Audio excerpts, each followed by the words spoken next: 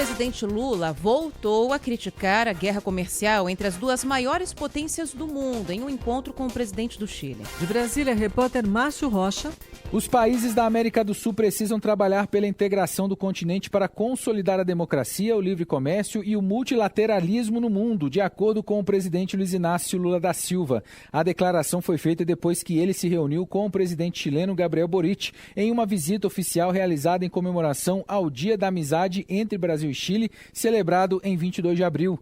Entre os assuntos que foram tratados entre os dois líderes está a criação do chamado Corredor Bioceânico, que vai ligar os oceanos Atlântico e Pacífico para permitir que o Brasil e os países vizinhos evitem as rotas tradicionais de navegação, o que reduziria significativamente custos e tempo para exportações sul-americanas. O presidente brasileiro defendeu que os países da América Latina precisam ter instituições fortes para fortalecer a democracia na região e afirmou que isso pode mudar se políticos da extrema-direita voltassem ao poder. Assim, é necessário fortalecer o multilateralismo entre as nações, criticou a política protecionista do presidente dos Estados Unidos, Donald Trump, e defendeu que nenhum dos dois países, Brasil e Chile, quer uma nova Guerra Fria. Criticou também a falta de representantes de países da América Latina e da África nos órgãos internacionais e disse que somente mecanismos de integração podem reverter a situação.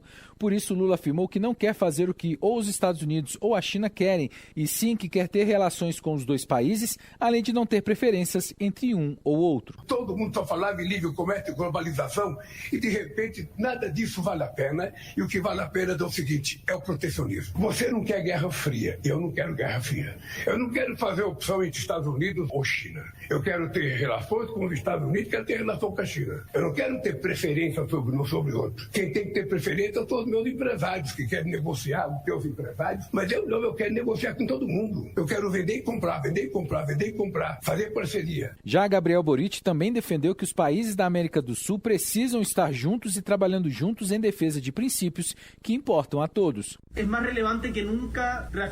mais relevante do que nunca reafirmar nossos vínculos e dizer que aqui na América do Sul somos países amigos e vamos seguir trabalhando juntos pela defesa de princípios que importam ao Chile e ao mundo.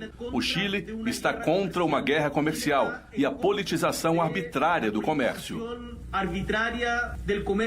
Além disso, os dois presidentes assinaram 13 memorandos de entendimento e tratados de cooperação em várias áreas, como segurança pública, defesa nacional, agricultura e inteligência artificial.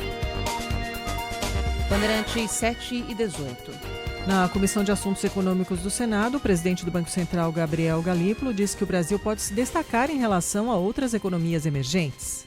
A diversificação que o Brasil tem do ponto de vista da sua pauta comercial e o fato de que o Brasil tem um mercado doméstico que é bastante relevante para a sua atividade econômica, ou seja, o fato de comércio internacional, ele tem um peso que não é tão grande quanto nessas economias para o seu dinamismo da economia, passou a apresentar o Brasil como um potencial local de proteção, vamos dizer assim. A ideia não é que fica melhor com a guerra tarifária, mas na comparação com os pares, o Brasil pode ser uma economia que atinge os pares e por isso se destaque positivamente pela sua diversificação na pauta comercial, nas relações comerciais, pela relevância do mercado doméstico do ponto de vista de dinamismo.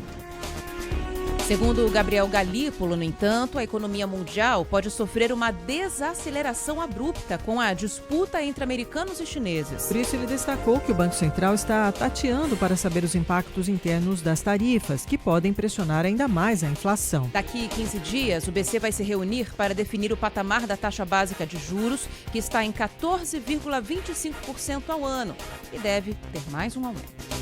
Ontem, o Fundo Monetário Internacional reduziu a previsão de crescimento mundial por causa dos efeitos das sobretaxas aplicadas pelos Estados Unidos. O corte foi de 0,5 ponto percentual em relação à previsão de janeiro para o crescimento econômico deste ano e de 0,3 ponto percentual na projeção para 2026. Com as revisões, o FMI passou a prever um crescimento de 2,8% em 2025 e de 3% no ano que vem. A colunista de economia da Rádio Bandeirantes, Juliana Rosa, ressalta que todos saem perdendo com a guerra tarifária.